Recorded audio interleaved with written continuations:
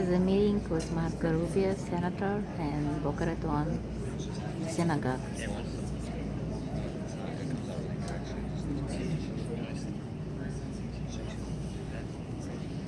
Good morning and welcome to everyone. It's an honor and a privilege and pleasure to have you all here this morning. I want to thank Senator Rubio for being with us. It truly is a great honor. And I want to acknowledge and welcome in particular Lothar and Carlin Mayer, our beloved members. We know are close with the Senator and always have been a wonderful source of correspondence with him. We thank you for your leadership on so many issues and for helping arrange today as well.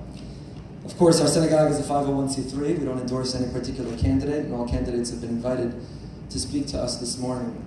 It really is a great honor to welcome Senator Rubio. We had an opportunity to talk for a few moments before, and I shared with him how inspired I have been and have sought to try to share that inspiration with others.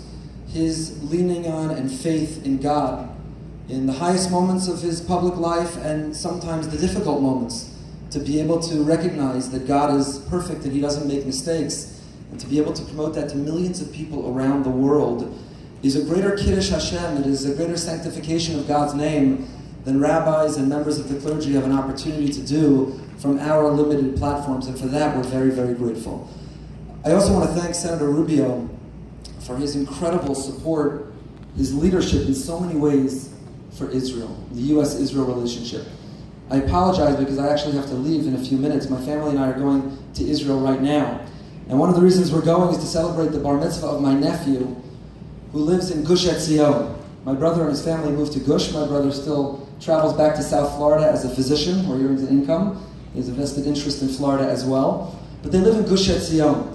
And I mention Gush Etzion because Gush Etzion is in the Judean hills. Gush Etzion, the community of Gush, was built on land that was purchased from Arabs in the 1920s and 1930s, but the community was wiped out in 1948. The hostile Arab neighbors literally murdered men, women, and children. And from 1948 to 1967, that land lay desolate as the children of that community desperately yearned to be able to rebuild on that land, and they realized that dream. That land was purchased, and Jews lived there before there was a state of Israel. So nobody can blame Gush Etzion for any lack of peace. I share this with you because one of the things for which I'm so grateful to Senator Rubio is that on the floor of the Senate, on many occasions, he's one of the only, if not the only, that I've heard refer not as the West Bank, but as Judea and Samaria, the proper names, a concern for Israelis wherever they live across the width and breadth of Israel, understanding concessions may or will need to be made, and with a commitment to what will be necessary for peace, but an appreciation of the history of the land and the history of the Jewish people's relationship to that land. So Senator Rubio, we're so grateful for your leadership on the U.S.-Israel relationship.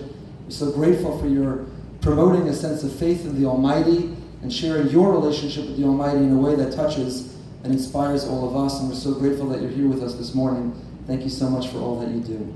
It's my pleasure to be able to call on Lieutenant Governor Carlos Lopez Cantera, another great supporter of Israel, who will introduce the Senator this morning. Thank you.